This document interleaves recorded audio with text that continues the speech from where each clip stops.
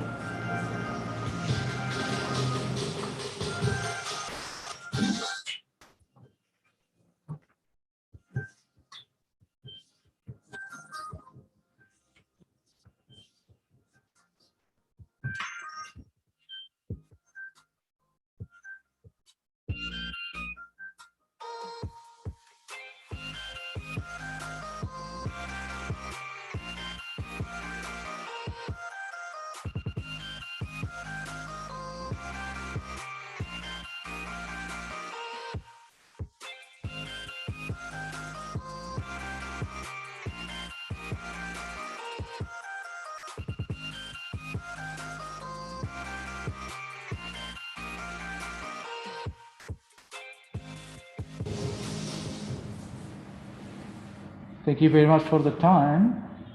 Ladies and gentlemen, all participants of this event, I would like to greet you all. Good afternoon, good evening, good morning, and welcome to this academic forum of the 4th International Conference on Performing Arts, or the ICPA, in the year of 2021. Second, let me introduce. My name is Raharjo, and I will be the moderator of this online conference today. This event will be divided into 2 sessions. The first half, there is a presentation that will be delivered by 3 keynote speakers, and the second half is discussion or questioning. Ladies and gentlemen, let me introduce the name of each speaker who will liven up the atmosphere on the day.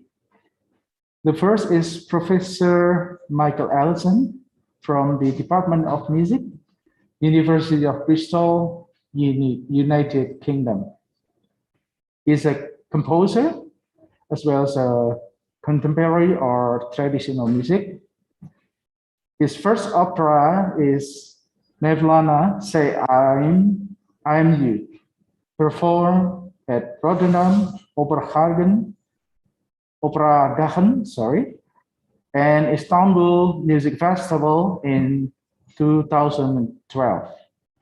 The second opera is Deniz Kutsu, performed in Istanbul Music Festival in 2016. And here I have more information about Professor Allison. He has been commissioned and performed by BBC Symphony Orchestra, Achtergrund Festival Cologne, Radio France, and etc. He is principal investigator on the European Research Council project, co-founder and co-director of Turkey's leading contemporary music group, Arsalan Ensemble. The second is Professor Markus Tuck. Yeah. Here I have some information of Professor Tuck. Campus address at DPFA, Academy of Work and Health at Leipzig, Germany. He has so many education background. Yeah. Since 2019, became the head of research of the DPFA Academy Work and Health, continuation of the awarded title professor based on the decision of the State Ministry for Science and Art. And then from 2012 to 2018, he got an appointment as full professor at the University of Applied Science Saxony, DPFA, based on the decision of the Saxon State Ministry of Science and Art. And he has a lot more experience in his career. Okay, and then the third, Professor Martin Mantelhout. is a professor of musicology, ethnomusicology at Tainan National University of the Art, or TNNUA, and associate professor of ethnomusicology at the University Putra Malaysia. And there are a lot more academic, non-academic, and so many experiences in his career. Unfortunately, because of the limited time, I cannot read them for you now. So as not to waste our time, let's start the virtual conference today by giving the opportunity to the first speaker, that is Professor Ellison, who will present his paper with a topic of discussion entitled The Fee Consideration on Transcultural Music Making Today. Professor Ellison, are we ready yet? We are ready. Thank you so much. Okay.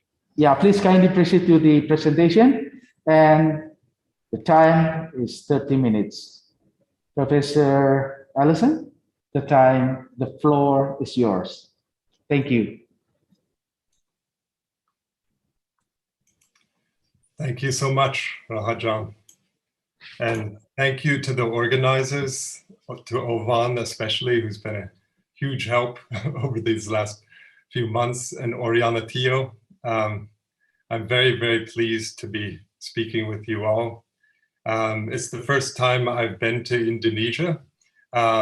It's only virtually now. Hopefully it will come to pass in a more physical way soon. I apologize for my background, which is my 6 a.m. office in the UK. We couldn't quite get the virtual background to work at the moment, but so you have my Balama back there instead. So I'm very excited to speak about this topic and hear your responses. I come to music as a composer mainly, and yet the kind of composition I do, which we now are starting to call transcultural, is very much intertwined with what we might call ethnomusicology and certainly musical traditions from all over the world. So I hope you enjoy, and we'll get started now. So what I'd like to talk about in this keynote is to just address some of the issues that come up when doing this practice. As Professor John told you, I have a group in Istanbul called Hezarfen, and it's a contemporary classical Western music ensemble playing very so-called advanced contemporary music. But I myself was writing pieces that integrated makam instruments from Turkish traditions, both classical Ottoman traditions and folk traditions, going back to around 2000. So in this paper, in this presentation, I'd like to give you some examples from that composition, first of all. And I realize I'm not quite sharing everything. There we go. And that goes all the way back to 2003, and thinking about some key issues that keep coming back over the last almost 20 years doing this. And then I want to talk about some of the background research, which I'm doing increasingly to inform my own work, and which will be published in a book form, hopefully later this year, once we're finished, or next year, I should say. So along the way, we'll touch on issues of notation versus oral transmission, that is, dealing with musicians who like to read lots of notes and things on the page, and musicians who don't like that so much and might do a little or maybe not at all. Number two, pathways to deeper collaboration by knowing the other. And that, by that, I just mean, you would say in translation, the target culture, let's say, of music that one didn't grow up in so much. And there can be all kinds of variations on that with different individuals, of course. And then hopefully we'll have time for 3 and 4 conceptual framings, breakthroughs that we've been making, hopefully, in thinking about a general aesthetic for makam itself, which is quite a sensitive issue potentially, since I wasn't born in Turkey and I don't come from that tradition, and yet here I am in the middle of it making suggestions about how we think of maqam. So that's very interesting, I think. And then questions of decolonization, and finally some concluding questions I want to put out to you all for your experience. So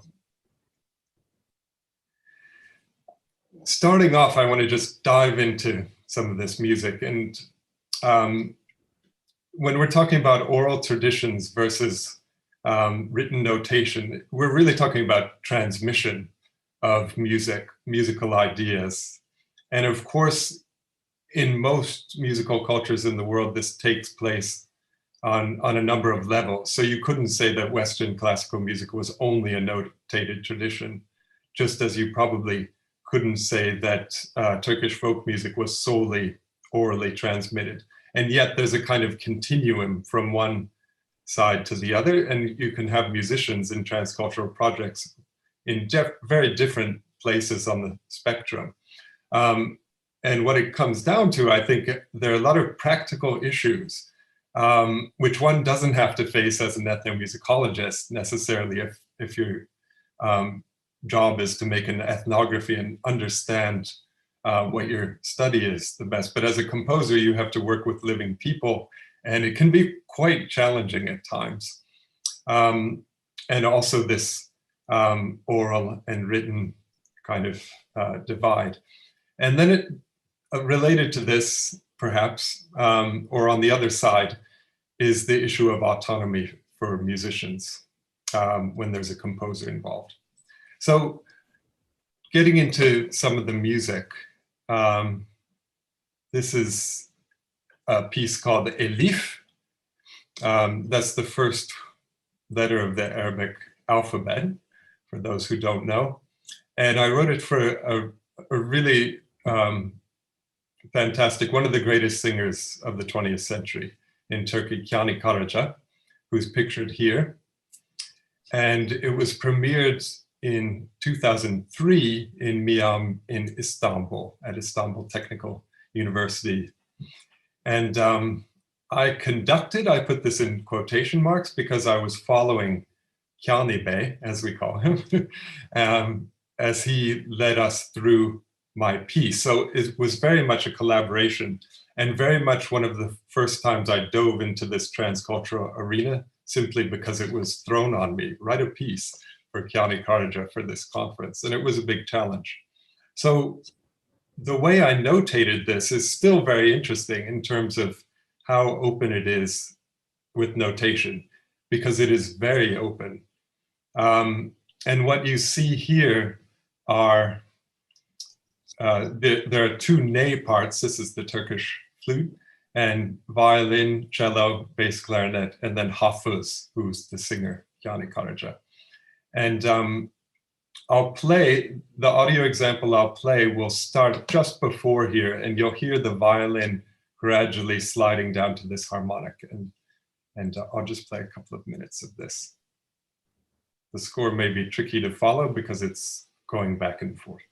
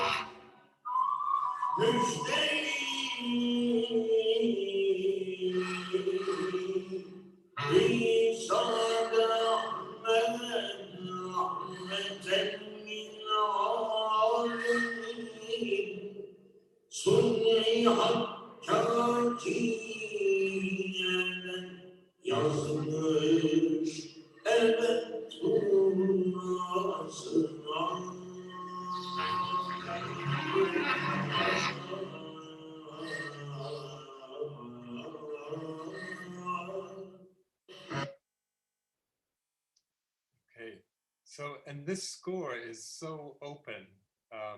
I don't know if you can see my cursor, but this is Kianibe's part, which is basically maqam improvisation in a certain maqam in a form called kaside, which is a traditional form in vocal music. And he's simply singing in that maqam. So, and he's even chosen the text on his own. And this leaves everything open. What's interesting about it still to me is how he has complete freedom of ornamentation and anything. If I had tried to write this down, number one, he's a blind singer, so it was impossible. But beyond this, he's completely free with his ornaments, and only in the macro structure was he actually following the sequence of maqams that makes up the piece. So moving ahead to 2012, I've been doing this now for almost 10 years, although it began sporadically and then kind of increased the longer I was in Istanbul and the longer we had opportunities. And now I have my Hezarfen ensemble involved in writing transcultural operas, the first of which was this Say I Am You Mevlana, about the great Sufi poet Rumi from the 13th century. So here, I'll just jump ahead to the next notation.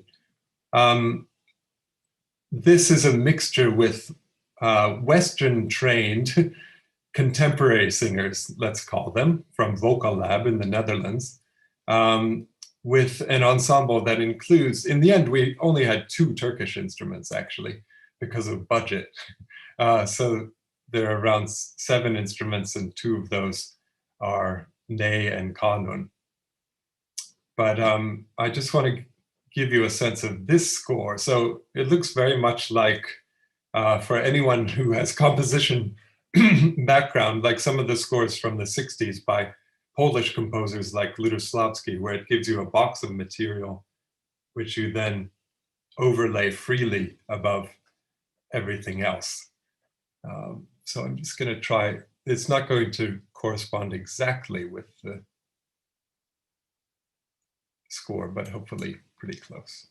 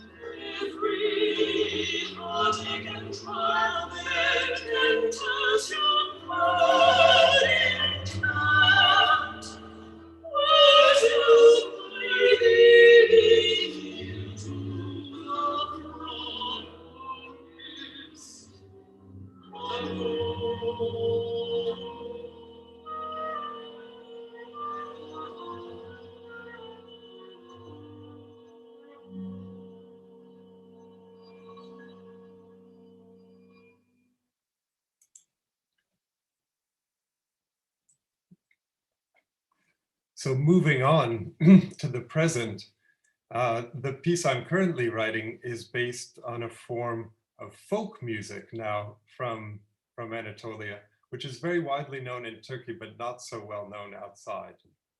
And this is a vocal form called bozlak. It's very useful. I don't have my screen because behind me there's a bağlama, a string instrument, which is what bozlak singers use to accompany themselves. I just want to give you a sense of the source music that I'm using. So what I'm playing now is, it's not a field recording, but it's a recording of a traditional bozlak singer from Kırşehir in Turkey, whose name is Çekiç Ali.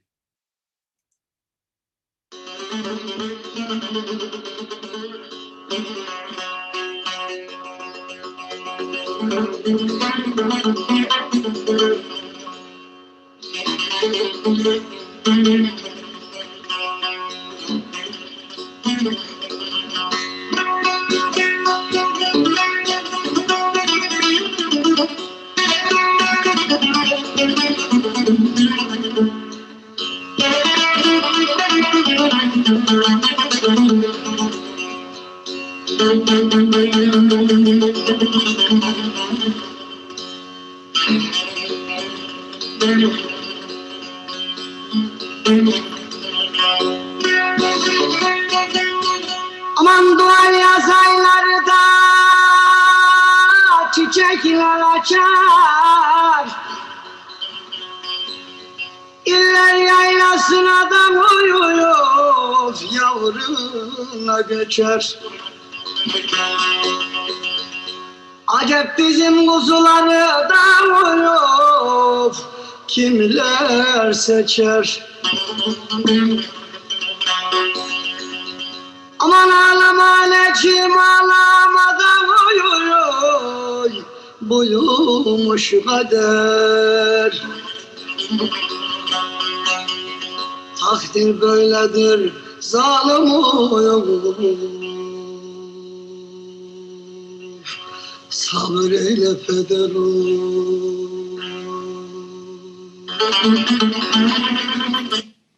Okay, I'll stop it there. What you probably notice about this, I hasten to emphasize this is not my composition, it's Çekiç Ali, traditional singer. And one of the things you'll notice is that the vocal lines and the bağlama lines are highly ornamented and highly, very, very nuanced and sometimes very quick movements between pitches and so on. I'll talk about this in a more comprehensive way in a few minutes, actually. So my challenge in this piece, that it's sort of upping the ante, as we say in English, like raising the stakes, trying to become more transcultural, more equal, more imbibing of the traditions that I'm dealing with, rather than being a composer who's only using source material. I'm trying to get so far into the source material that my music is almost in that style. I would never actually write the same thing, but the interesting thing about that, though, is that it's almost a requirement because of the way musicians learn in the bozlak tradition. Traditionally, this has been orally. These days, you have many students or young singers learning in conservatories, and there is some notation around, which is incredibly complicated, actually, to look at, but basically people are still listening to recordings and learning that way. So they would listen to a piece, a modern singer would listen to Çekiç Ali and then try to reproduce it in their own interpretation. Because that's part of the aesthetic of being a folk musician in Turkey, is that you have this freedom to be able to interpret. So you copy a lot, but then you have freedom to do it your own way. A lot of my process, some of it is to work with the musicians who are very familiar with the tradition, especially the bağlama players who can both sing and play. And then also I come in here every morning around this time, 6 a.m. and work on bozlak myself. So, and I don't pretend to ever try to become a bozlak singer, but just to learn as deeply as possible,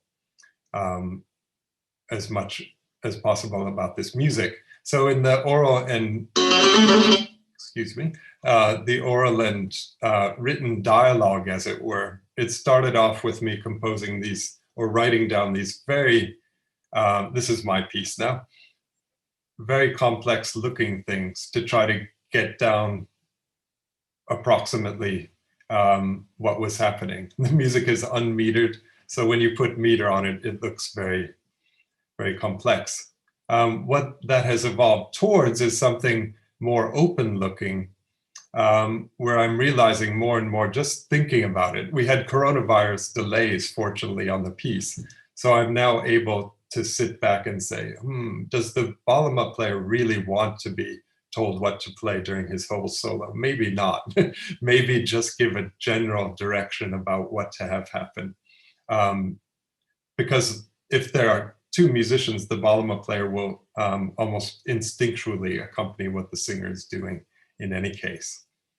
So what you have here is a vocal line and then specific motives with the balama around that. So that's where the oral and notation, oral and highly detailed notation computations are going in my own composition. And this is all part of what I would call, hopefully, pathways to deeper collaboration, knowing the target culture, to use that translation term again, or no shortcuts. So instead of throwing things together as a mosaic, back with the Kiani Karaja piece, it was more like that, trying to get as deep into the music as possible, and then work from there, and intimately with musicians. So a lot of preparation goes into all of this, obviously, before the compositions themselves. And we're doing a book called, on this European Research Council that I'm doing with all of those listed on the right of this slide. It's called Beyond East and West, Developing and Documenting an Evolving Transcultural Musical Practice. And the book is on Turkish instruments and voices, so makam instruments and voices. These operas are actually part of the project, as is the book. And the book's structure, you can see it basically lays out developing transcultural musical practices as a frame, and then goes into more detail about instruments themselves. So what's really interesting in doing this is trying to reach a, let's say, a broad readership, a worldwide readership, who most of whom we don't expect to be as familiar with makam music as we are, or the many, many musicians we're working with in Istanbul. And to try to bridge this gap within the conceptual framework of the book, there are three ideas that really, I hope, are innovations. We're intensely working with scholars in Turkey, composers in Turkey, and musicians to develop these things. So one is the idea of multidimensional sound, and another is talking about a framework for categorizing actually how different ways that makam is tuned, because it's quite a confused subject in Turkey. I don't know if there are parallels in Indonesia about confusion with tuning, or when you try to define things, it often ends up confusing, whereas before, when it was free, it wasn't so confusing. And then new ways of notating this. So I want to give you an example what I mean by multi-dimensional sound. And just going back to the same singer, Kiani Karaja, this is a piece of him singing, or a recording of him singing ezan. And to the right is a spectrogram of the exact passage I hope to land on here.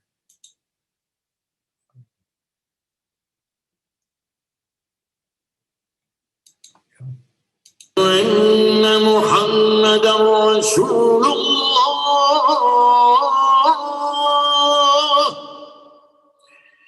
أشهد أن محمد رسول الله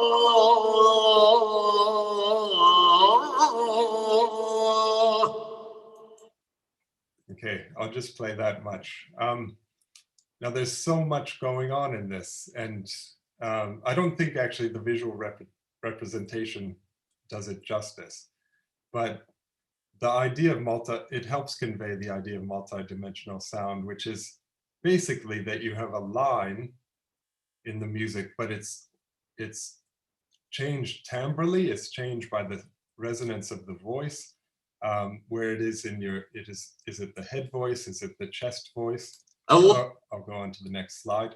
The narrowness or width of the throat, and then within the throat, there's what's called gırtlak in Turkey, colloquially, which is all throat motions to change the pitch and create vibrato and all kinds of things, which is very endemic to Makam music. Western singers do not do this.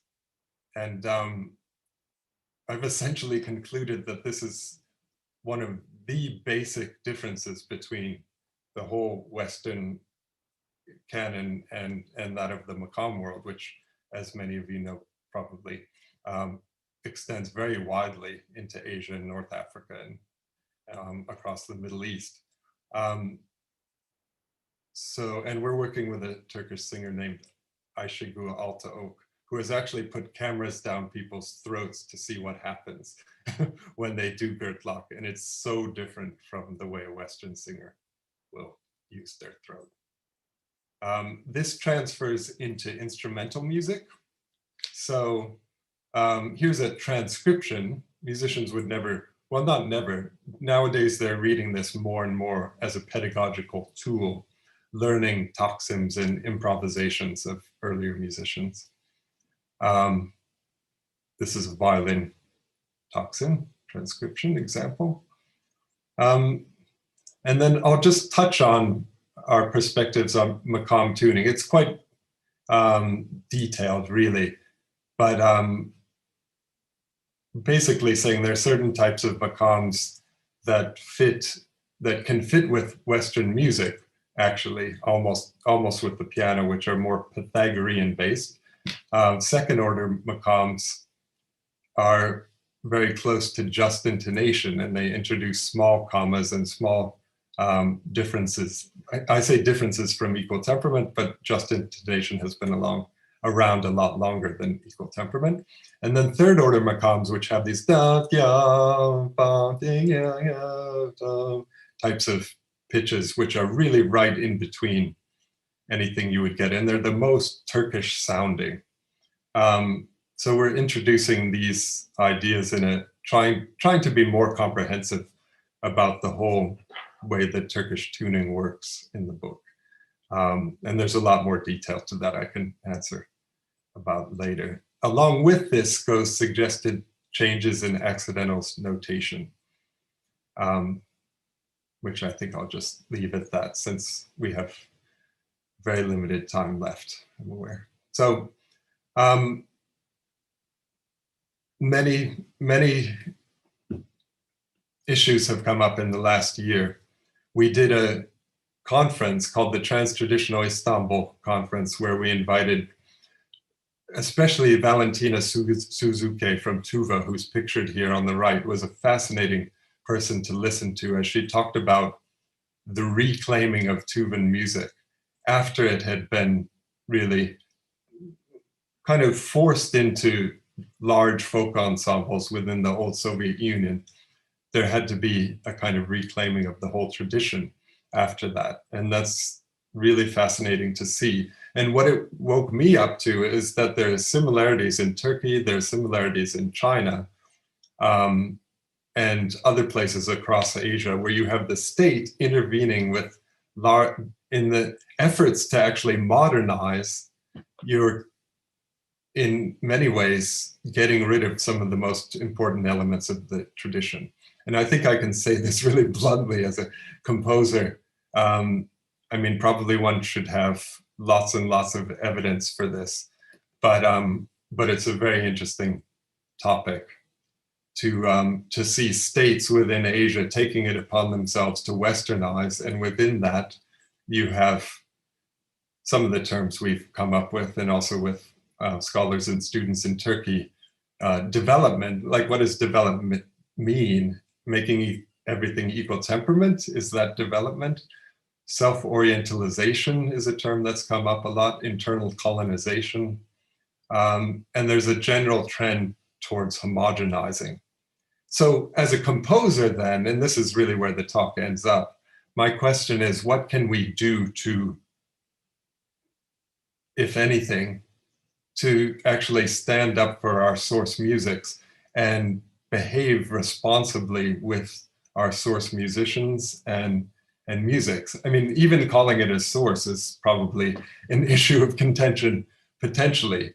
Although I'm of the conviction that one doesn't need to be raiding as appropriating in the negative sense when one goes into, if I'm a Western composer going into a different culture. I think it can be done respectfully. I certainly get along with musicians in Turkey very, very well.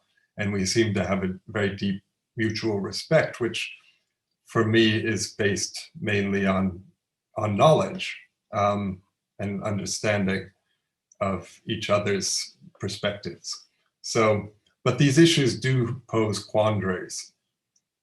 I had some specific examples of that from our book, where you have essentially Turkish tuned instruments, which their counterparts in Armenia and Azerbaijan in the Soviet Union were made into equal tempered instruments. And there's still a lot of misleading theory around this. So here are some of the questions. I think we're out of time, but some questions we can think about going forward and related to this, both to coronavirus and the kind of global motion, I hope, towards decolonization that we're bringing in these days. And I'm really, really curious to hear about what the situation is in Indonesia and other places in the world in this way. So I want to say now, okay, and one last question. When is the intercultural, trans-traditional, transcultural merely tokenistic, and when can it actually contribute to genuine understanding? And again, how can composers and musicians, and of course scholars, but I think scholars are generally very responsible, how can we be acting in ways that are constructive rather than destructive? Thank you very much.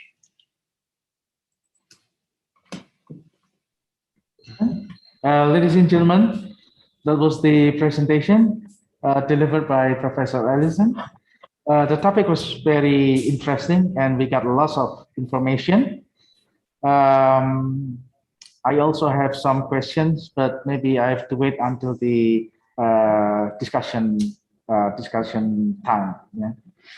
Okay. On behalf of the organizing committee of the 4th International Conference on Performing Arts, I would like to express my deepest gratitude to Professor Ellison for presentation of the paper. Okay, next we will walk through our second exposure.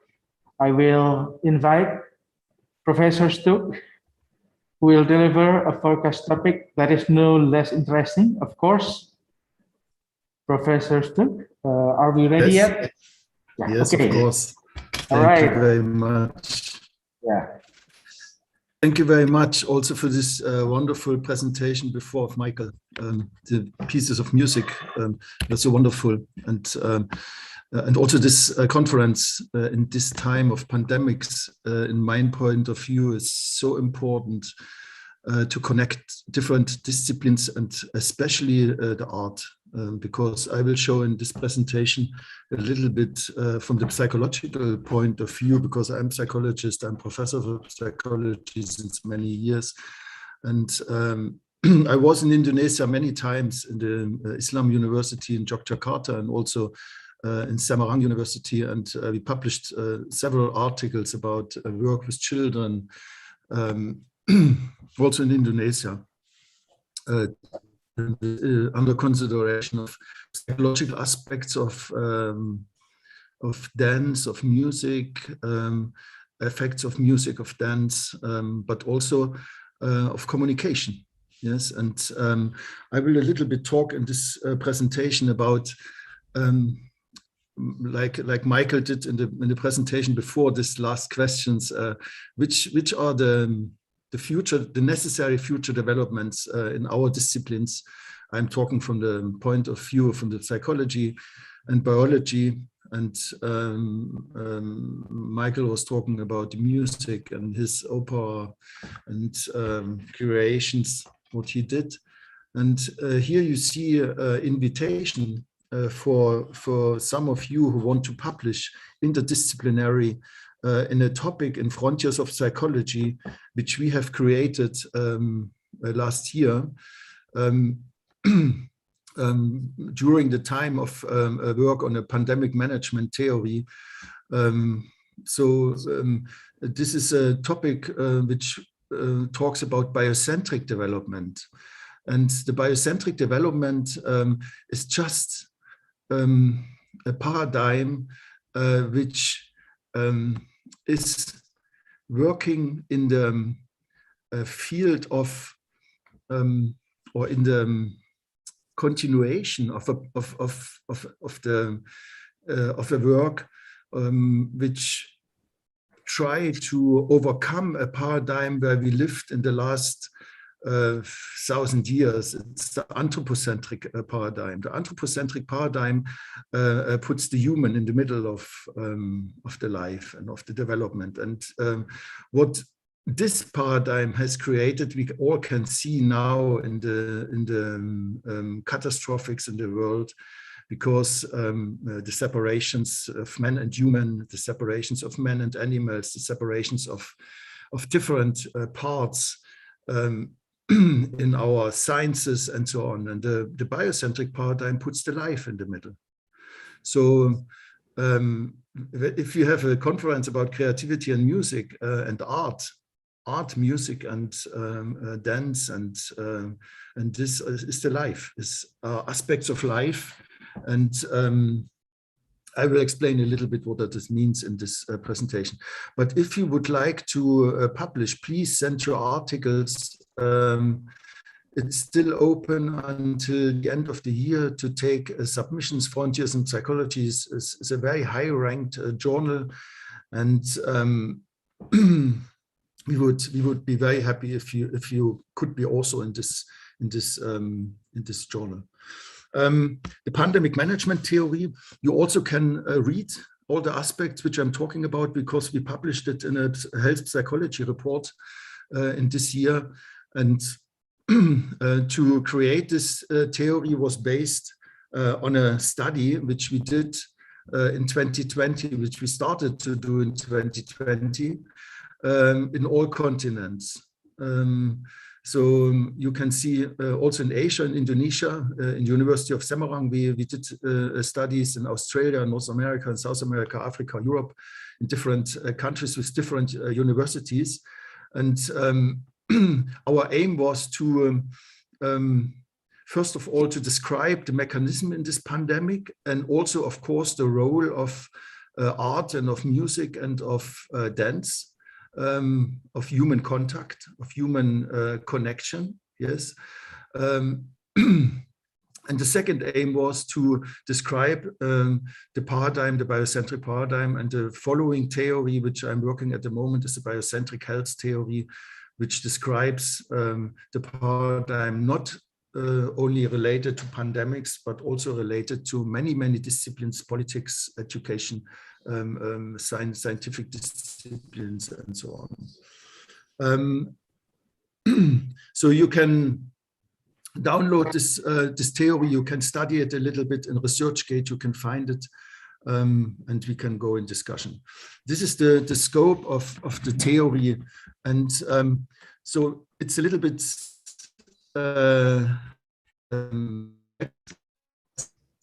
the situation is complex at the moment, so the theory has also to be complex. The anthropocentric scientific theories are theories which describes a little specific problems and as you see in the millions of publications, despite the fact that we are interdisciplinary connected in the research, we have to say that it's very difficult to develop complex theories.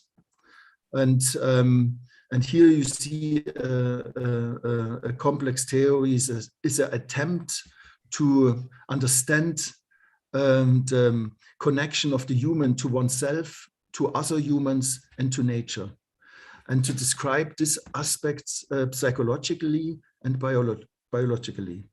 And you can see here in the outside circle of these theories that we have in the beginning the interpretation of the situations, which is very important to understand that the human has it in his own hands to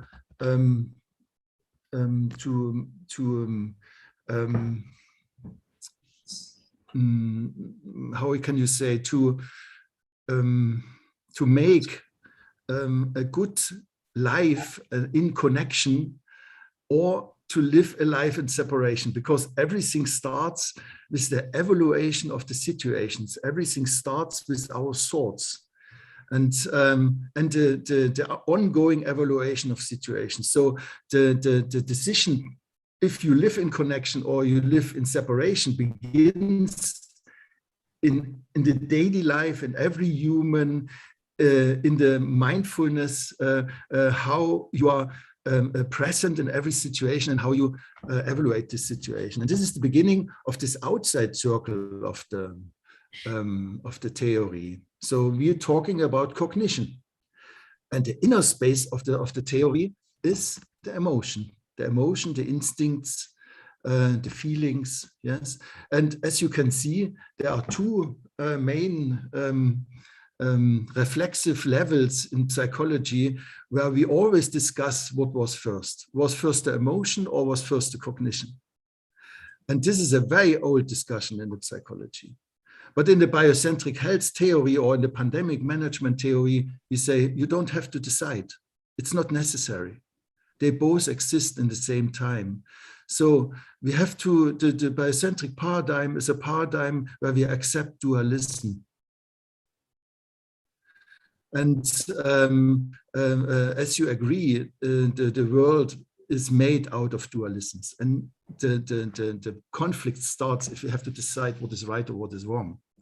So the biocentric theory, to bring it on the point, is connection and consciousness. This are the two main outcome variables of the biocentric theory, and there are a lot of constructs around which we can discover, but we cannot discuss it here because I only have half hour, and maybe you can read it. But we define in the theory, we define 6 fields, 6 psychological fields which are necessary to work on to come to this, as we call biocentric core, which is in every body of us, which is connection and consciousness, the presence in us, the state of presence, the state of harmony, the state where we feel alive. This is what we call in the theory the biocentric core. And one aspect is very unreflected by the science, and this is the love. The love plays an important role in the art. The love plays an important role in the music. The love plays an important role in the dance, in the poetry, and so on.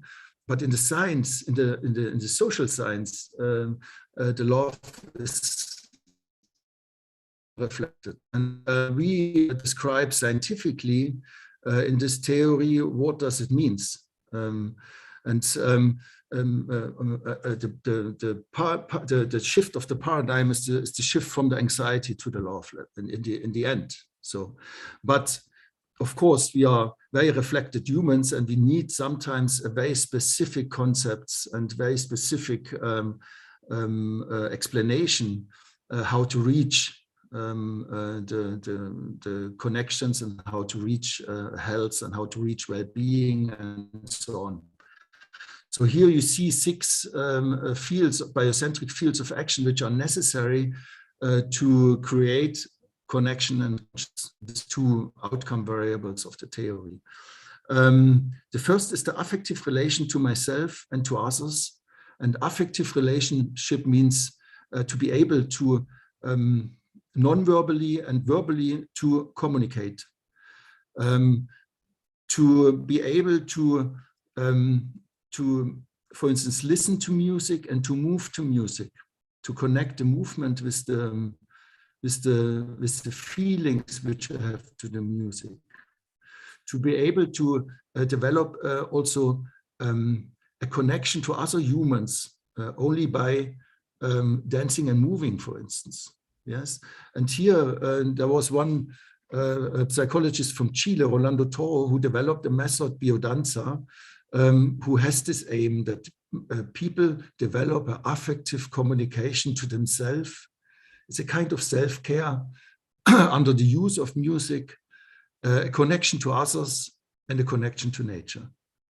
The second is the experience of my body, that I have a lively corporality, that that all the elements of my body are functioning, and that I develop a sensibility in my body to get in contact with nature and with the outside space.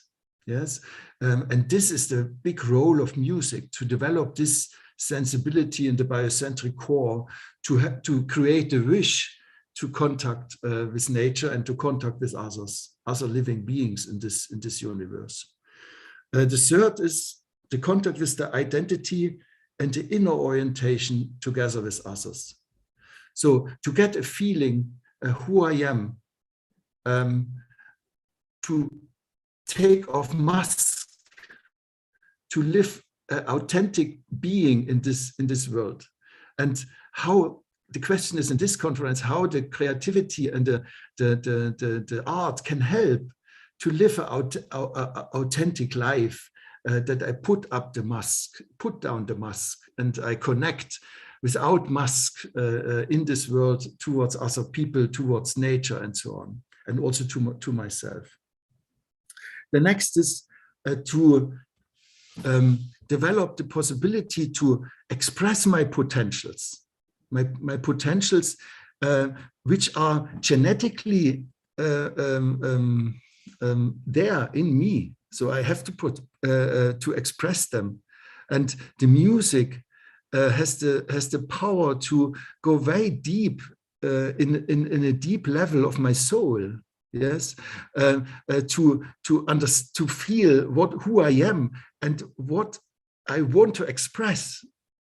And identity is expression here and now. Yes, and most of the psychological disciplines work with our brain and with the language, but the potentials what we are talking about are much, much deeper. And Toro, the creator of biodanza, for instance, he named 5 potentials where we can make our expressions, yes, in the life. This is sexuality, vitality, creativity, transcendence, and affectivity, being able to go in connections with others. And the 5th field where we propose to work on is the connection with the whole. This is what I said in the beginning.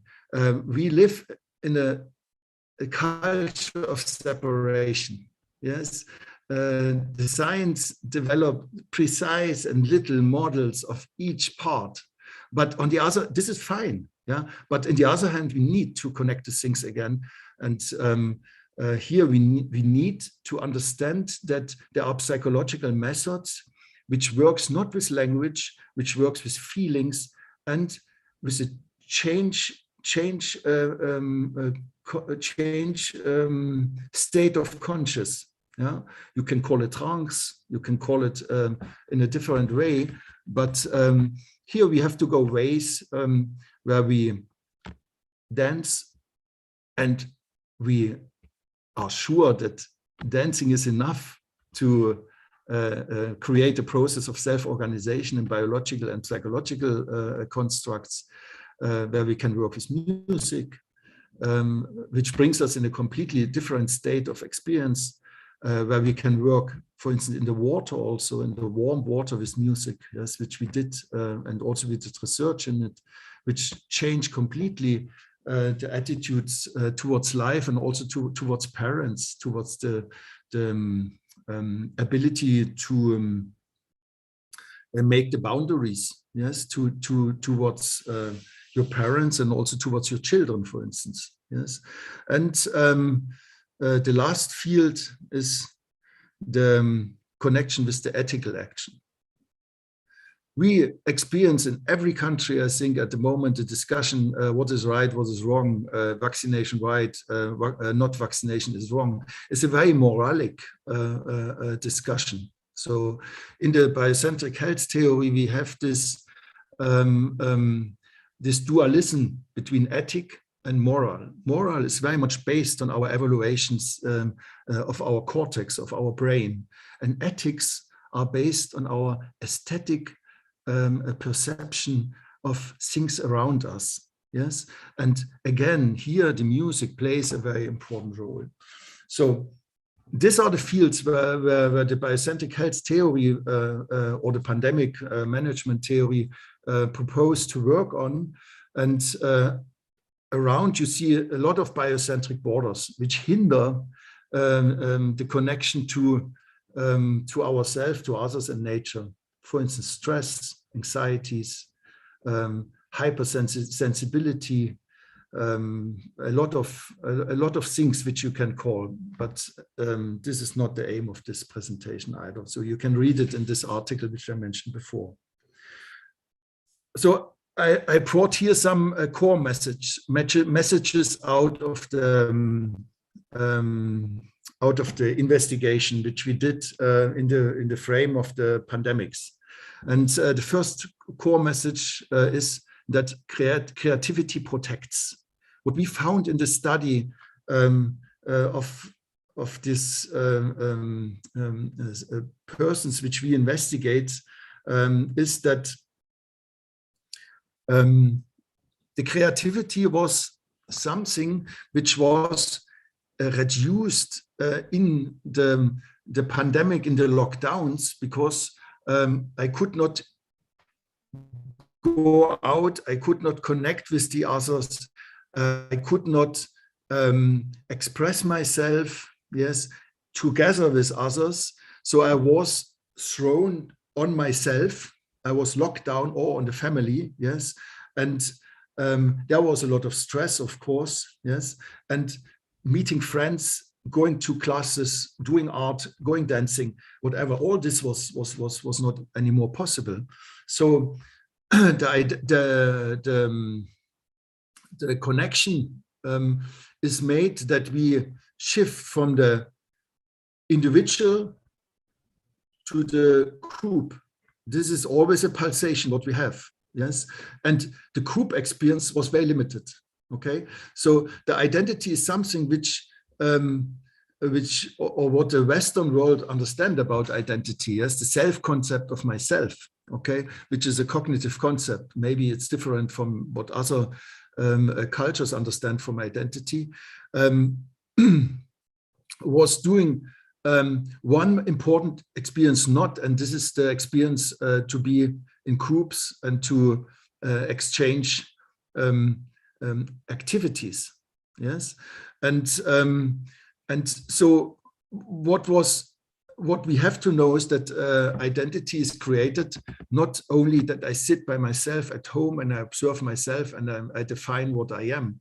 It's mainly also created by the exchange with other people, for instance, with other persons, and this exchange was very limited. So, and with this limitation was also limited the creativity, because there was a limited space of expression. yes, and of communication. Yeah? And so the problem was, or the problem is that people who were used to this outside world and not used to go in the inside world and to look what is there, to observe what is there, and to experience what is there, yes, who could not see this sadness, or could not see this pain, or could not see this anxiety, yes, or refused it, yes, they had difficulties to overcome this, yes, because there was no outside world really, because there was no connection, yes. And what we found in the study, that the people who expressed the creativity, who continued this creation process by themselves, yeah, by doing pottery, for instance, by writing poems, by doing music, by singing, by painting, and so on, they had a higher relation to health and to well-being in this pandemics and in the lockdown. And you can see it here, yes, as a singing, dancing, eye contact, embraces, and to meet friends were the most missing social contacts, which people in Germany, for instance, stated. And here you can see that there is a group of people who did poetry, painting, music, and pottery, and in the pandemic. Also, the status of immune system was much more healthy. Yeah?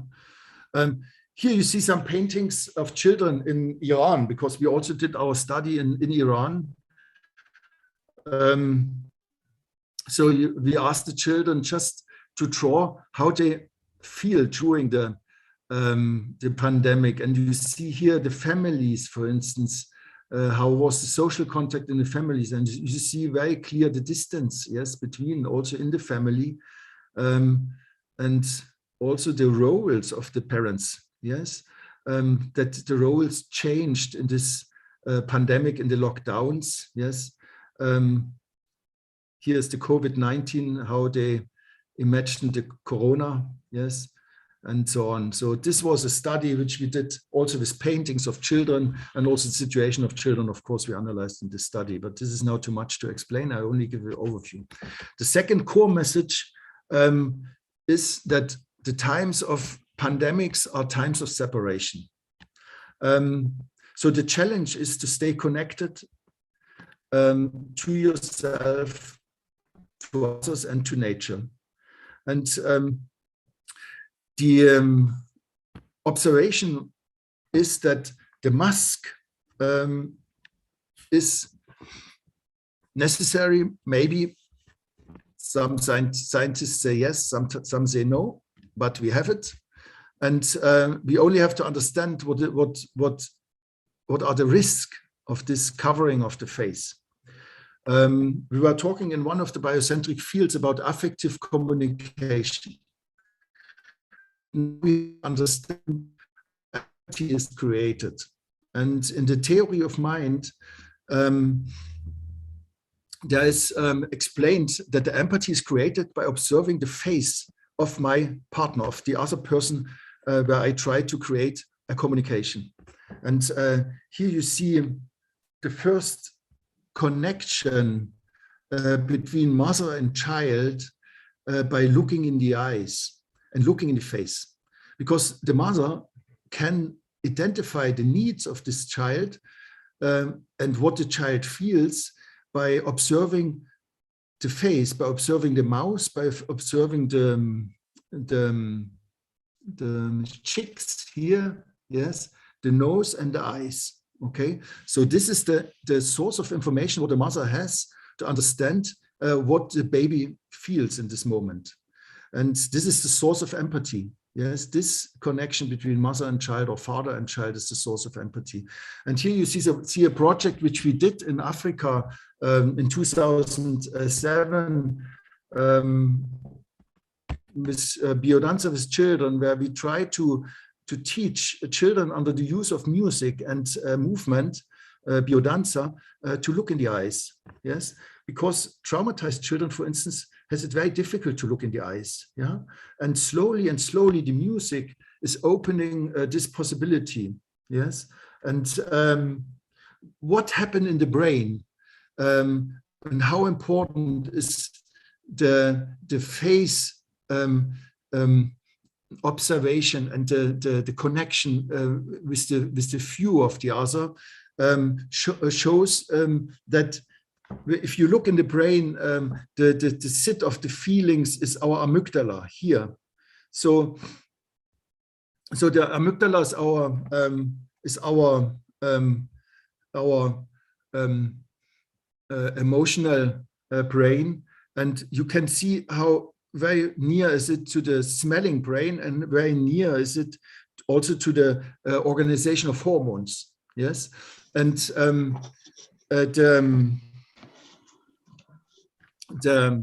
the point is now that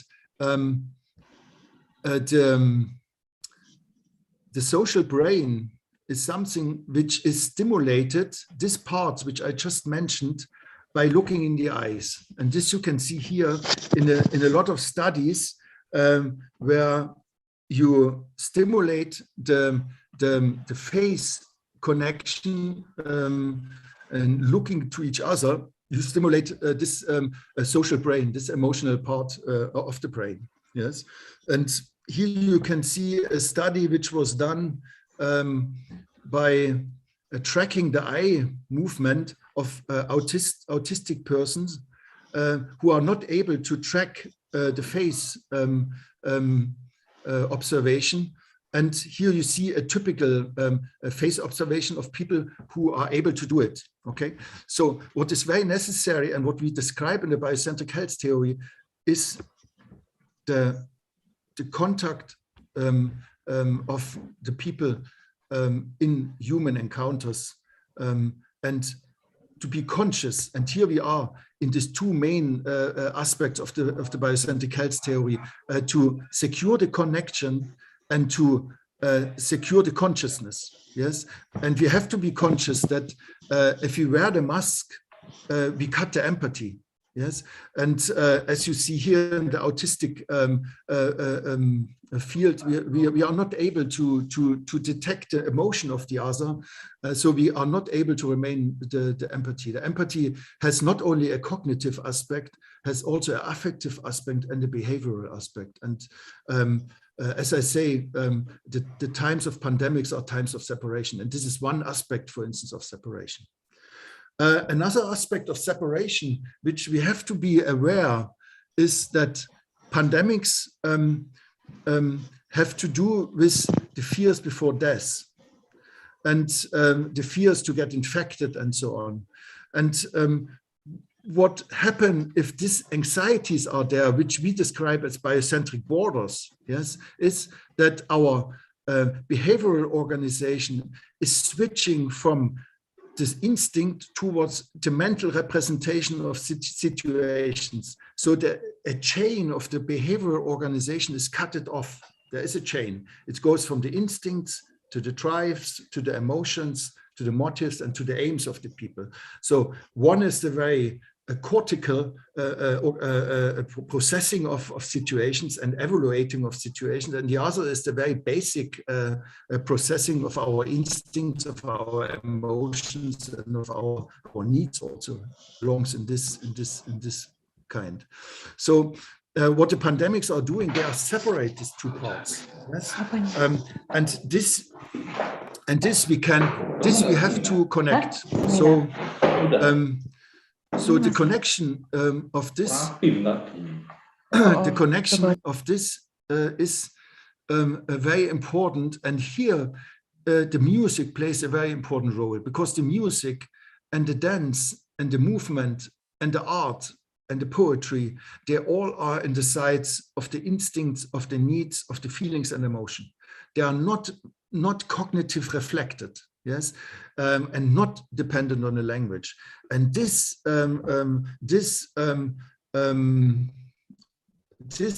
brings us in this social brain. Okay, so what we need to understand is that the biocentric paradigm thinks complex, thinks in connection. So we need to create a psychology which also works in connections. And this could be the connection between art, between poetry, between dance, between music, and between, of course, cognitive therapeutical offers like psychotherapy, coaching, supervision, reflections, and so on. So we need to think in change, and we need to think in connection, also in the behavioral organization and in the stimulation of the behavioral organization. One connection, for instance, the body and the mind, which is in danger of separation during the pandemics. And here you see what happened in the lockdowns with our body perception. And you see that people are missing the movement. They feel the body like a prison. They feel very sensible or not sensible at all. They have a very insecure body feeling. They have an increased pain, experience of pain, and exhaustion also, yes. And here the music plays a very important role to change this body feeling. And we have to be conscious about this, also about the power of this stimulation, yes. And that's why I'm coming back to the remaining time is 3 minutes. It's okay, yes. So I'm coming back to the presentation of the speaker before, of Michael. When you listen to this music, it's very powerful because it connects. Here you can see our own study which we did with the immune system, and you see how the immune system, for instance, immunoglobulin A, jumps to a higher level when you continue dancing.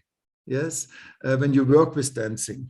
Yes, and we published all this with children in a book, Dance and Well-Being, where a lot of contributions all over the world, how dance can benefit to our well-being and to our health. And there are a lot of explanations how we can work with children and music and dance, with biodanza for children. And we did it in several schools. And we could show in this study also that the reduction of cortisol is increasing the ability of empathy. Yes. So again, the stimulation starts from our body and from the non-verbal impulses which we give to our body, and from there also it shifts our mind, and it's necessary to connect it. Okay. We did a lot of work in Indonesia, educations, how to work with children, with biodanza and children. This is a group in Semarang, and I hope we can do it next year, of my colleague Veronica. And here's the little group we have in Islamic University in UI. We worked since over 10 years with them. And the last core message, and I will finish with this core message, is that the inside orientation protects in the same way like the creativity. So we found two groups. One group went to the outside and put a lot of anger in the political strategies and to comment it and so on, and went to demonstration, which is important. But we have to be conscious that the inside orientation protects us as well. And we found correlations of the people who remained in the inside and were able to reflect about the emotions and the feelings in the inside, also about the pain, to accept it and to relax in this. And they had a higher correlation to feeling of peacefulness, of clearness, of love, of spirituality, of empathic feelings of self-value. They were more slow and more autonomy. So the autonomy is nothing which starts in the outside. The autonomy is something which starts in the inside. And this is maybe my final conclusion, yes, that the biocentric development is something which starts in the inside. If we want a connection to nature, we have to get connection to our own nature. If you want to have connection to children, we have to get connection to our own inner child, yes, and so on. You can go forward and forward. And if you want to connect our research, please, you can write to this addresses and also to look our web pages, to download articles and so on. Thank you very much for this possibility to be part of this wonderful conference. Thank you very much, Professor Stokes. Ladies and gentlemen, that was the presentation delivered by Professor Stokes. The second topic is very interesting to follow and has so many opportunities to be researched. There are so many problems that have been conveyed, and maybe we can find that in around our environment at this time. Yeah. So on behalf of the organizing committee of the 4th International Conference on Performing Art, I would like to express my deepest gratitude to Professor Stokes. Thank you. So next we will give the time to the third speaker, that is Professor Hood, who will present the topic of his paper entitled Performing Ontologies as Adaptive Strategies in a Post-COVID Indonesia. Professor Hood, are we ready yet? Okay. I think we can play the video, sure. Okay, sure, yeah. Okay, apparently the third speaker is ready. Your time is about 30 minutes. The floor is yours. Thank you. The title of my paper today is Performing Ontologies as Adaptive Strategies in a Post-COVID Indonesia. The construction of worldviews in a post-COVID Indonesia will inevitably draw from the ongoing pandemic, where performing artists have been forced online to teach, perform, and network.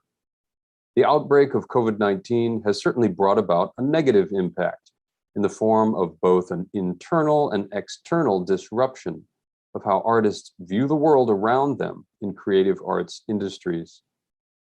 Many arts practitioners in Indonesia's creative industry sit precariously as freelance performers or teachers and have seen a devastating loss of income. However, many have also employed adaptive strategies, including expanding to new audiences through live streaming of performances, teaching, and activism. Rather than repeating the work of others about adaptive strategies, I'd like to highlight in my paper how the pandemic has allowed a diversity of worldviews to be articulated and the importance of the recent turn in anthropology about ontologies.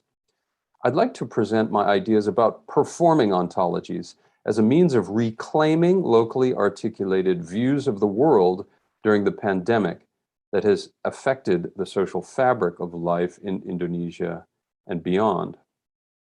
These worldviews are ontologies based on traditions that predate the nation.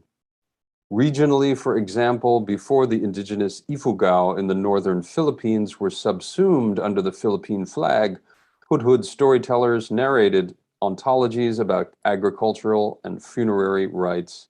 Long before the archipelago was united as Indonesia, Javanese and Balinese singers voiced the views of sages, lords, and priests from the Mahabharata and Ramayana. Of course, these views are still voiced. However, today, epic singing constructs much more than tradition-based ontologies. It includes worldviews that simultaneously negotiate popular culture and even assimilate musical styles and influences from Southeast Asia's rapidly modernizing soundscapes. In my paper today, I use the term performing ontologies to describe the expression or presentation of worldviews that negotiate between inherited traditions and modern cultural practices. To illustrate this, I focus on kakawin, the Balinese practice of singing and interpreting old Javanese poetry, and how artists have adapted during the pandemic. Because poems are written in an archaic language, the practice of sounding the text and translating it to the vernacular is central to its transmission, whether it's during face-to-face temple ceremonies or online workshops. Suffice to say, if no one sings them, these epics would likely die out. For generations, epic singing has made temporal bridges to Arjuna Wiwaha's 10th century Hindu aestheticism and the Buddhist teachings of the priest Sutta Soma.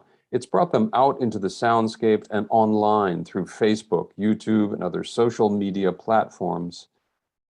But this is not without its challenges. The popular practice of kakawin also promotes superficial understandings of complex literary texts. So in the first part of my paper today, I will further elaborate on my concept of performing ontologies by delving into the growing body of literature based on the ontological turn. Then I'll survey the performance of kakawin and other related genres to see how the once elite practice of epic singing has been decentralized and as an adaptive strategy during the COVID-19 pandemic through the inclusive genres of mixed gender vocal competitions, arts festivals, and youth groups. I move away from concepts and bounded categories like music, dance, and ritual singing towards the view that sounded texts are performed ontologies that negotiate traditions via social media platforms and modern cultural practices. My use of the term performing ontologies for epic singing in Bali, Indonesia, is inspired by the decolonization of theorization and anthropology's ontological turn. Moving away from the top-down application of Western European theories, the ontological turn seeks to more radically prioritize fieldwork and theorize through acknowledging multiple ways of being in the world. Differing worldviews are not simply distinctive depictions of the same world, but are, quote, differences in worlds, end quote. Beyond Heidegger's Dasein, ontological anthropologists argue that the usual task of acknowledging and describing the reality of cultural difference implies the false notion that there is some unitary world, reality, or nature to begin with. Ontological anthropology disputes such a notion, instead asserting that, quote, worlds as well as worldviews may vary, end quote.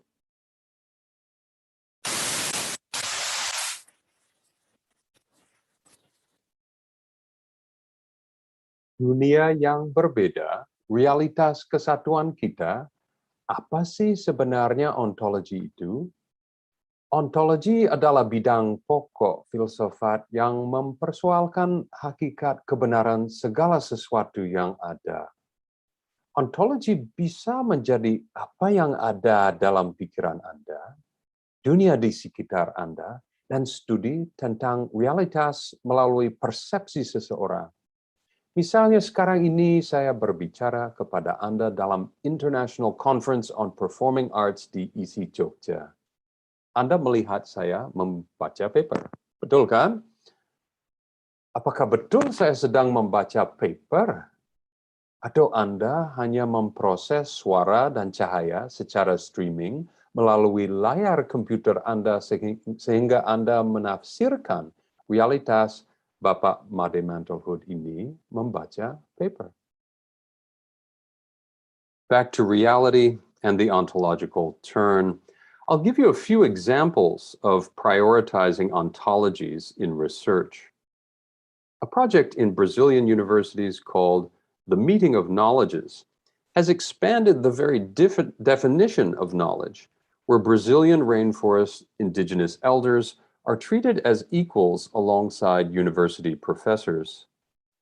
Michael Brumbau Quintera shows how Colombian Pacific music moves away from bounded categories such as music, dance, and ritual as givens, and replaces them with ontologies about, quote, sound as an interaction between humans, spirits, and other non-human agents, end quote.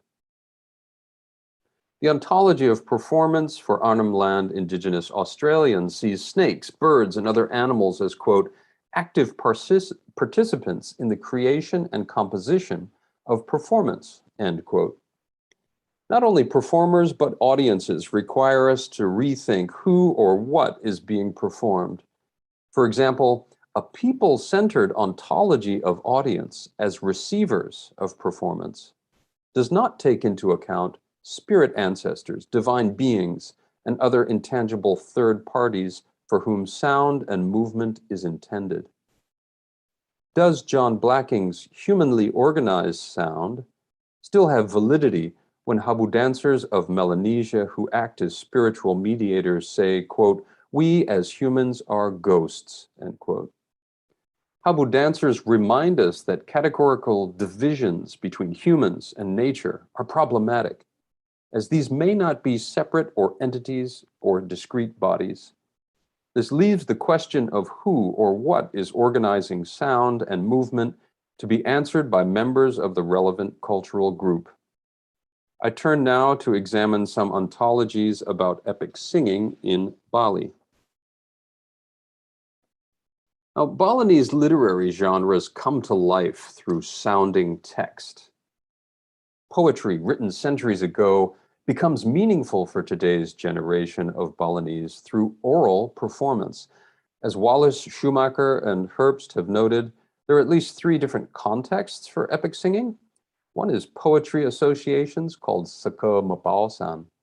The second is 5 types of ritual ceremonies called Panchayajna. And the third is performing arts, dance dramas, shadow plays, and festivals. In each of these contexts, literary ontologies from the past can merge with modern worldviews. For example, epic singing of Kakawin in poetic associations requires a jurobaos, who's the chanter or reciter, as well as a jurobaso, an expert interpreter. Both performers sit in front of a wooden tray holding a written text or manuscript, and chanters sing out loud from the manuscript. After the recitation of a phrase in a stanza, a break or a pause in recitation occurs. This is called palat baso.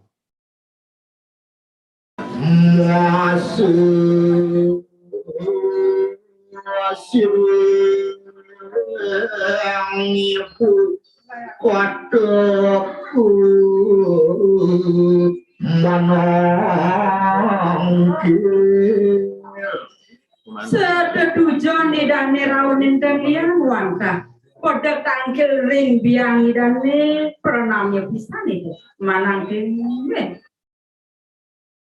In this example, the interpreter inserts a spoken Balinese translation of the old Javanese text. This translation may be considered a bridging of ontologies because the wider audience has no comprehension of old Javanese language. In this way, past ontologies in archaic prose can fuse with modern worldviews through interpretation. Past and present ontologies are also fused in a related style of epic singing called kidung. It's sung in small mixed gender groups. But kidung can also help construct what Philip Bowman calls my and your ontology. For example, in 2009, my 6-month-old daughter, Mahealani, had her purification ritual at our home temple. In the following video clip, my mother-in-law, Ninyo Manchandri, who is one of Bali's most celebrated classical vocalists, sings while holding my daughter. My brother-in-law, Komang Sudirga, sings with her.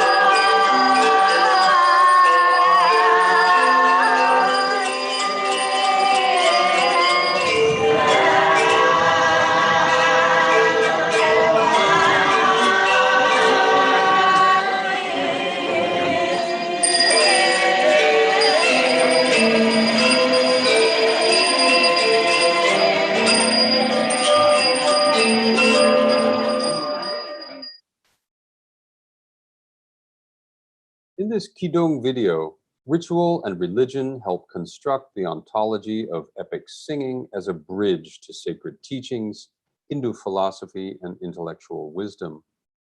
But it also involves my own ontology.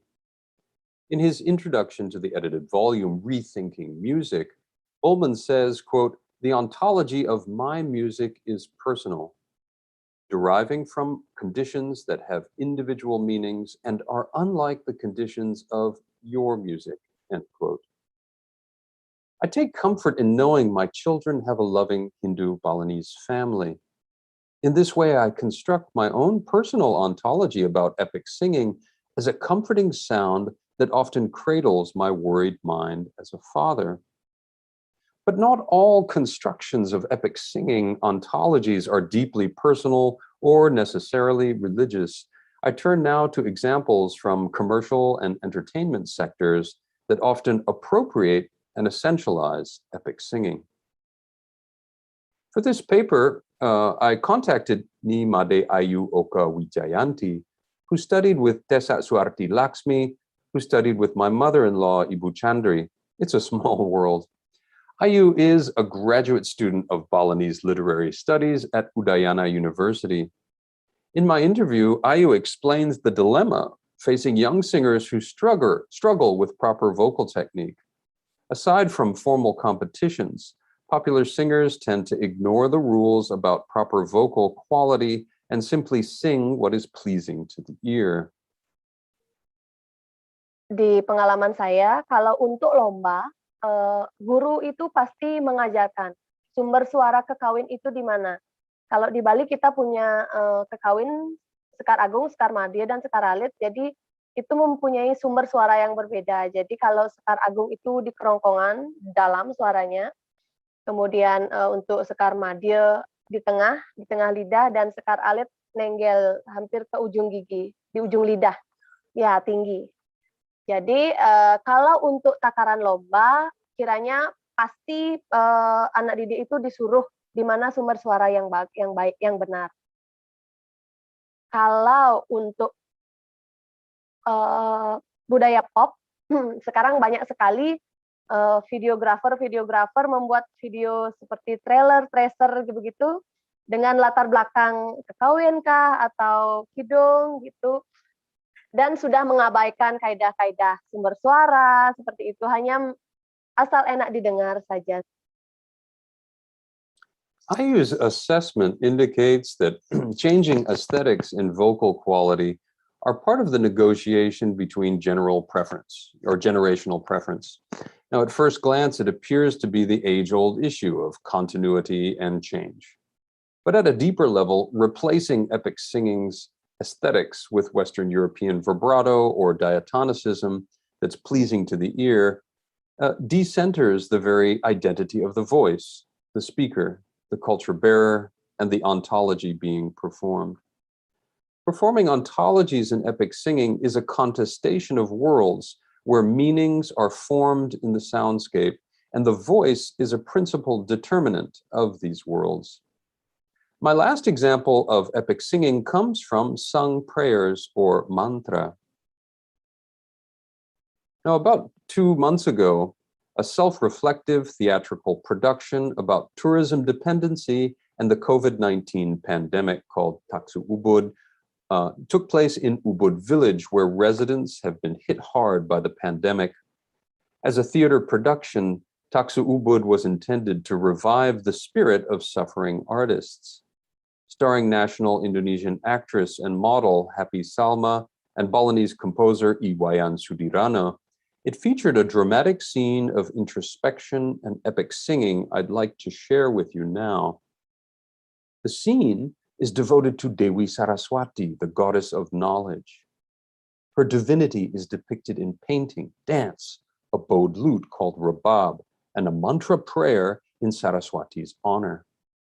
The sung text speaks of Saraswati as the giver of blessings and the fulfiller of wishes, a nurturing artistic portrayal during the harsh reality of a worsening pandemic.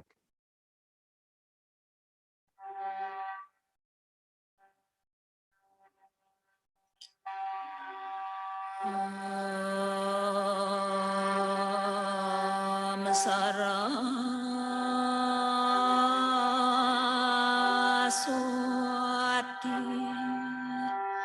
Namastubhyam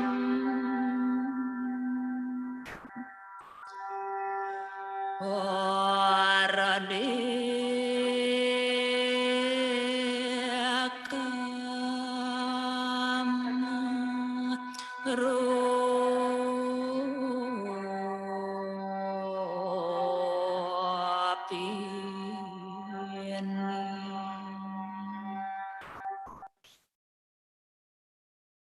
In my discussion with the composer Sudirana, he said that, quote, "We intended to create this scene with the hope that we can get blessings from the God of knowledge. In the scene, the painting is Saraswati, the dancer is Saraswati, and the vocalist are all Saraswati. Hopefully the audience are also given blessings from Saraswati through chanting the actual mantra," end quote. He went on to say the religious connotations of the singing were a beautifully wrapped message so that the audience can have their own interpretations. The view that chanting a mantra can nourish the soul during a pandemic is to call upon the ontological view that blessings and wishes are often granted when we look inside ourselves. Deriving strength to persevere in the times of hardship can come from the epic singing. Sounding inherited literary texts can help mend broken spirits in times of crisis. In this way, a modern production like Taksu Ubud, endorsed by a national television star, helps bridge worldviews from pre-modern times.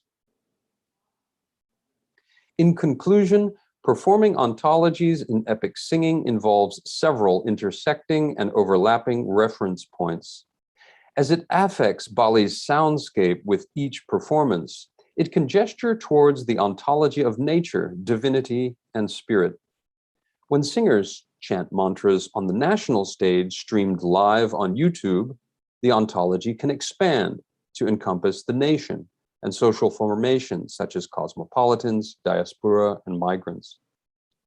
But the sounds of epic literature also become what Philip Bowman calls our music versus their music, because the sung epic, quote, "exhibits a powerful capacity to contribute to social and communal cohesiveness," end quote.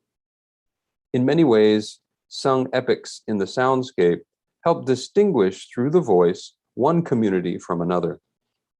And finally, performing ontologies can also involve the very personal and intimate construction of worldviews at the juncture where my music and your music formulate meanings. For me, Kidung epic singing brings up the comforting and reassuring image of my baby girl being serenaded by her grandmother during her purification ceremony. Sudirana's Taksu Ubud reminds listeners our Buana Alit, or our internal world, may be calmed by the blessings of the divine Saraswati during a pandemic crisis. Today's popularity of epic singing among youth in a post-COVID Indonesia consistently decentralizes what was once an elite vocal practice. This decentralization allows inheriting generations to broadcast their interpretations of sung epics to a much larger audience as an adaptive strategy for tradition-based ontologies of performance to thrive. Thank you.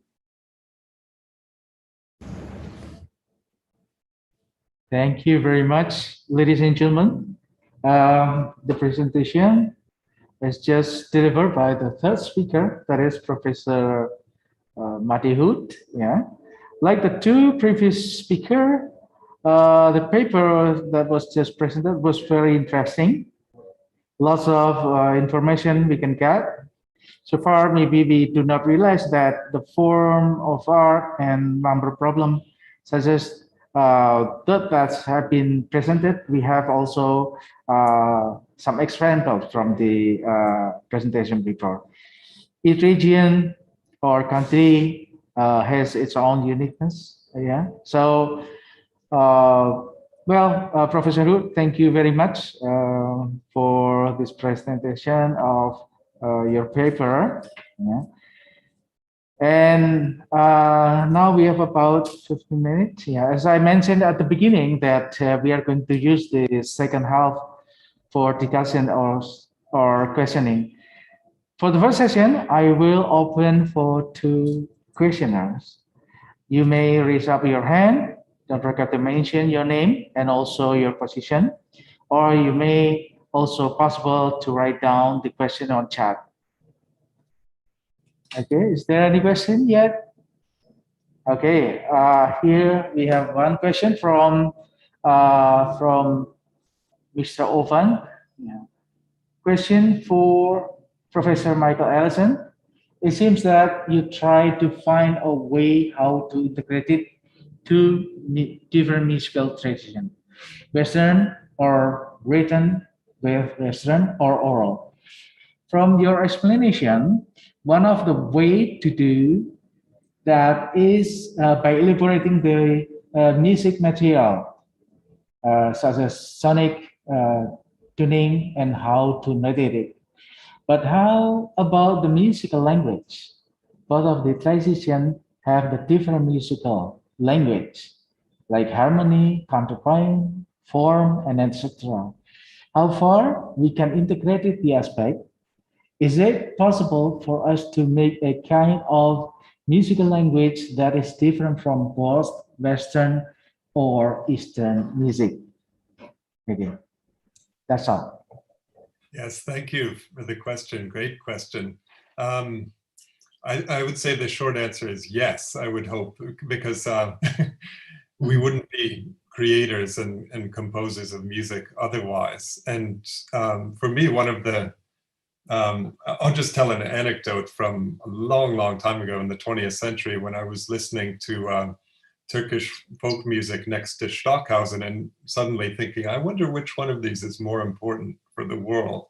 And I had this kind of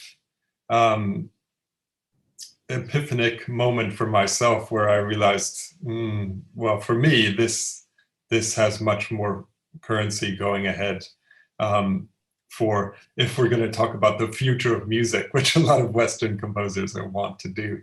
And so it's very interesting that the word transcultural has become widely spread and is used a lot, but the way I used it was completely sort of self-aesthetic driven.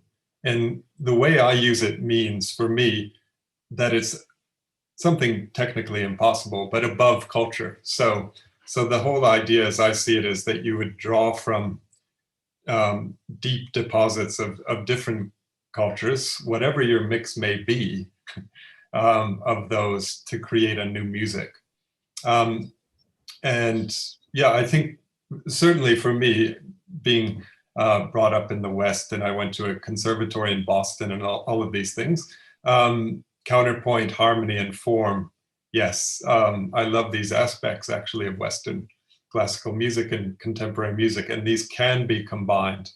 And I think that second example, especially that I played of my own music, shows that pretty well, where you have vocal harmonies going through, but then the ney and the Turkish instruments are with that.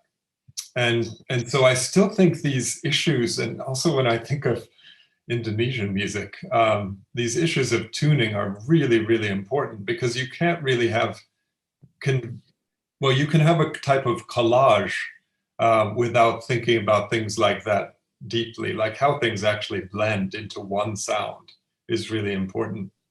So so tuning is fundamental in that way. So if you're going to play with a gamelan and have Western trained players, wherever they're from, because there are probably a lot of Western trained players in Indonesia, right?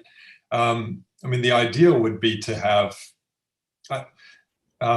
hopefully, well, I'm very fortunate in Istanbul to have a contemporary music ensemble that's played a lot of what we call microtonal music, which in fact is not microtonal at all in my view, but it's simply not on the piano. If you have musicians who are able to navigate those tunings, then you can come to a central point much more easily. So let's say we have slendro or pelog types of, I think, yeah, slendro is probably, there's so many different types, right? And I know very little, so correct anything I'm not saying correctly, but if the composer has enough control to predict what's happening in the slendro, then this can be communicated to the Western trained musicians to do those. And they can probably do it through notation again, much better than ear, but again, hopefully with lots of ear training and interaction and workshopping ideally to develop a new piece, then they can do this. And that's why, in a way, it comes back to the performance. It's not only composition in the traditional sense. And one of the more exciting, I was just writing a report for the European Research Council, and I started to realize, maybe what this means is that as composers or creators, and I keep saying or creators because I don't want to limit composer to the sort of Western paradigm. And also I wouldn't limit the elements of music to counterpoint harmony and form, because there are other ways of conceiving of it. That was a big tangent in the middle of my sentence, but sorry. Oh, right, but the idea is that for a composer creator, the musicians themselves and their entire background, their entire own music, as it were, are really the materials. And we have to think of people. And this is something that ethnomusicology has really brought to me. And I'm very grateful for, because I tend to be very sort of technocratic in my head about, harmony, counterpoint, form, tuning. But the people creating and their own repository of knowledge are incredibly important. And every time we put a ney player together with a violin, it turns out that the ney player's jazz background is really important to understand the Western player and to come to a closer place together.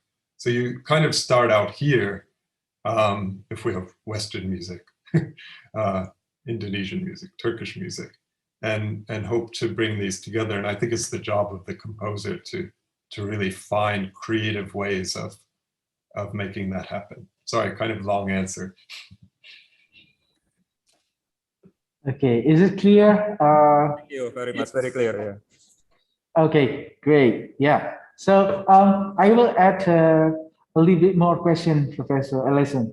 What is the most difficult problem to do when combining many kinds of music or musical genres into a nice collaboration, nice music collaboration? Yes, I think one was the traversing of these different ways of transmitting music, which I discussed already. And a lot of, I think I partially answered this in my last answer, actually, that having the musicians work together is actually the #1 problem. I used to think it would be, that tuning would be the most challenging thing to navigate, but actually it's not that important compared to the ways of working that musicians from different backgrounds have. So you need that for harmony. Okay, yeah. So is there any more questions? Okay, if there is no, probably I'll ask one more question to Professor Ellison. Creating a music collaboration is a fun activity for some people, but maybe not for the rest of them. Sometimes people who rely on some kind of traditional music feel that musical collaboration is weird music, probably disturbing their ear. So because they found that the music has so many different aspects. For example, the tuning system, tone, color, and also the material of the musical instruments. Yeah. So what do you think about this? Yeah, I mean, that's always a tricky question about whether something is going to be acceptable or sounding weird or something to, especially someone who's completely immersed in a tradition. For example, I often say that Turkish music Makam music has no need of Western music. I mean, this is to counter the view in Western conservatories of non-Western music. So I say, well, if we have non-Western music, why don't we have non-Turkish music courses or non-Balinese music courses? This is logical because at one time, at least, this was a complete, well, and still is a complete system in itself. So it may be that when we're at these junctures that Mare was also talking about, and I think this very much relates to transcultural composition, this modern and traditional juncture. We're navigating this, and there will be dissonances, cognitive dissonances coming out that may actually be part of the artwork. It may be intentional to do that also, because we live in a perceptually very complex and sometimes strange world.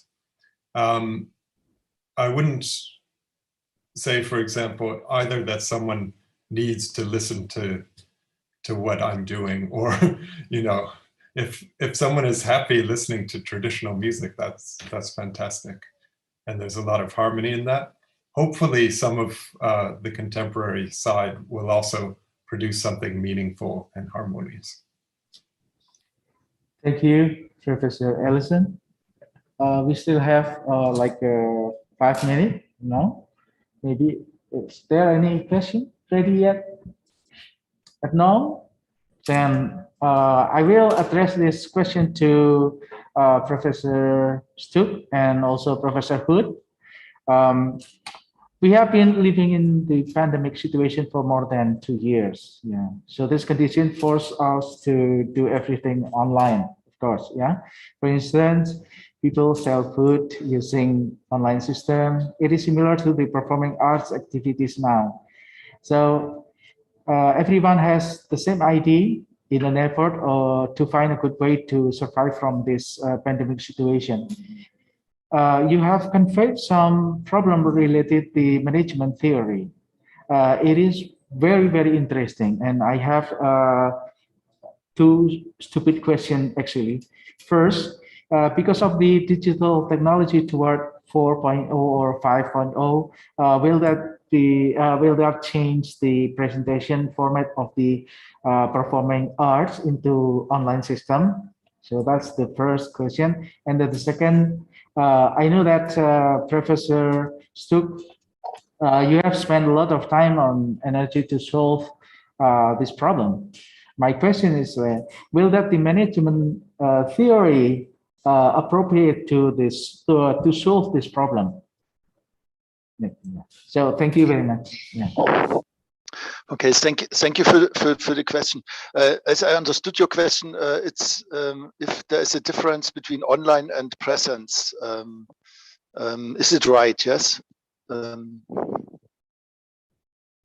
Yeah. Okay. Yeah. Well, there is of course a big difference, as I tried to explain in the theory about the human encounter by the eyes, by the senses, by the smelling, by the emotion. So the human contact, the real contact, you cannot replace it. And this we have to be conscious about that. You can replace it, but then you have to study very carefully and understand the effect mechanism. What happens if you are in virtual realities, and how is create your own reality? Yes, and what does it mean if some senses are missing for your own reality? And I think this answer of this question will be that your reality, of course, will change, and because you are a self-organizing system, of course, but you need for creating a common reality also together with others, you need the senses. It's impossible to do it without the senses in the same way. And this kind of disconnection from this sensual reality will change our aesthetics completely, will change our connection also in our body. And if you look at the psychological point of view, will have psychosomatic consequences, this kind of separation.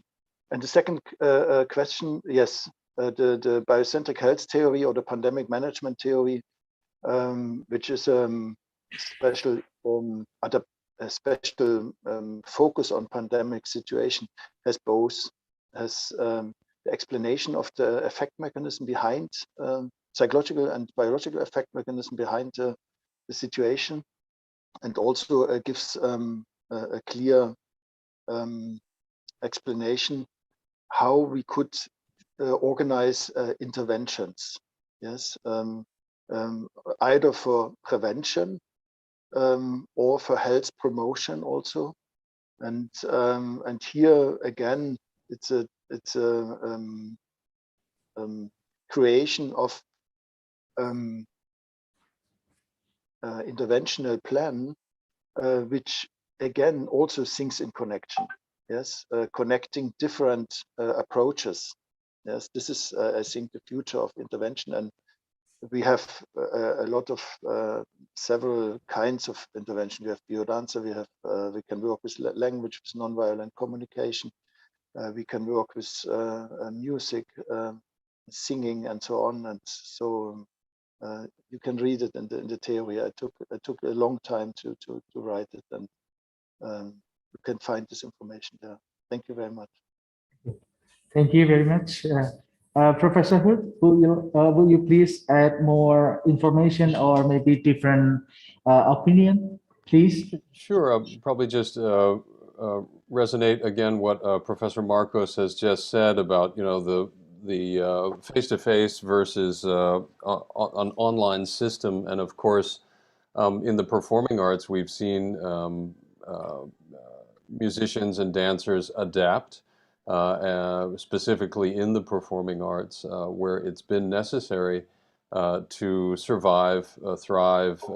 In some instances, we've seen new economic models arise out of the face-to-face or the only a virtual exchange in the performing arts industry. So there has been new, let's say, financial models that have been very successful for some. But absolutely devastating for others. And I'd agree in that sense that the face-to-face experience, as Professor Marcos has just mentioned, it resorts back to that individual's own worldview, or the formation of their worldview through a very limited sensorial experience.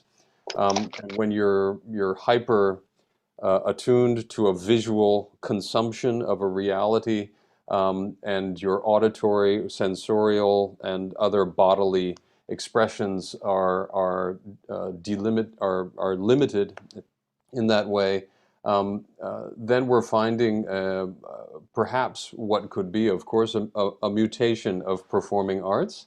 Of course, performing artists adapt.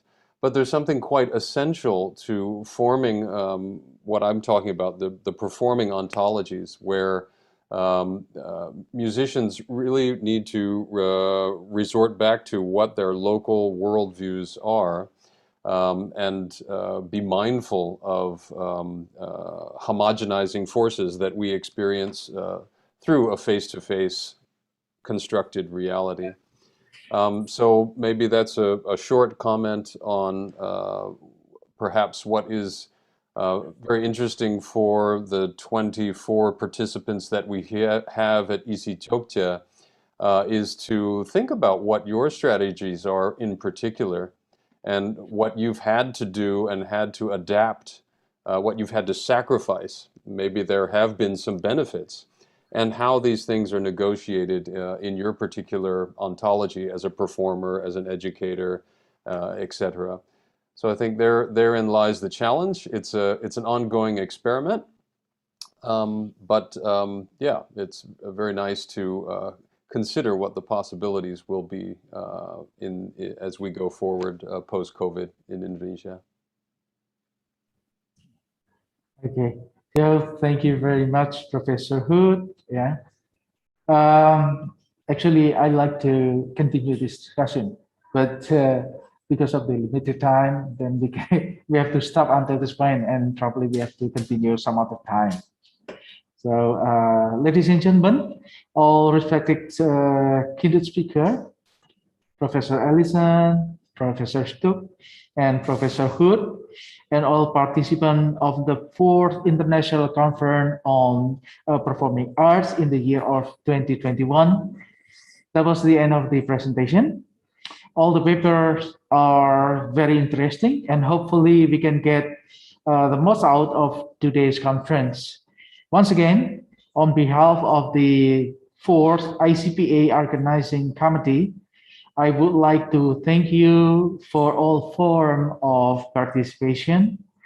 Once again, let us pray that this pandemic situation will end very soon and we can organize the ICPA next year with a better atmosphere. Now, I will give the floor back to the master ceremony. Thank you. Terima kasih. Terima kasih. Terima kasih.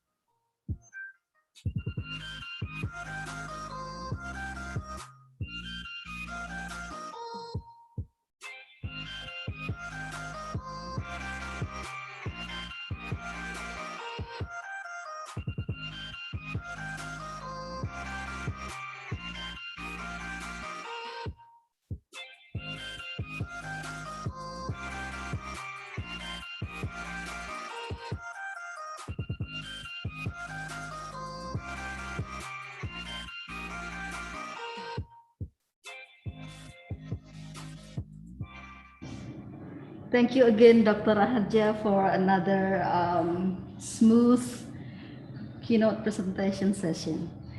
Dear participants, we are close to the end of the program. However, we still have one important thing to take care of.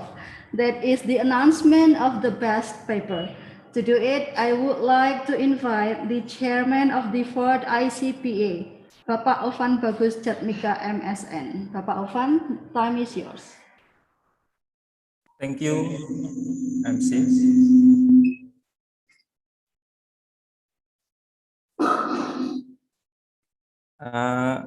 Hello, everyone.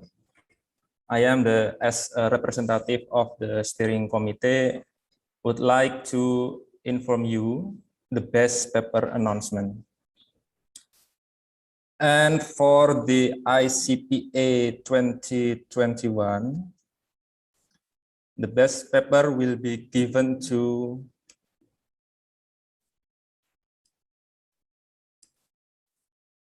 Oriana Tio Parahita Nainggolan with the paper title Sariswara Method as a Musical Learning Concept for Children in Indonesia.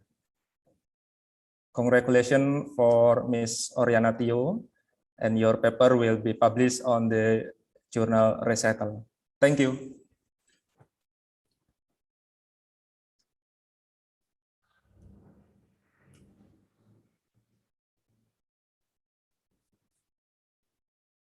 Thank you, Pak Ovan.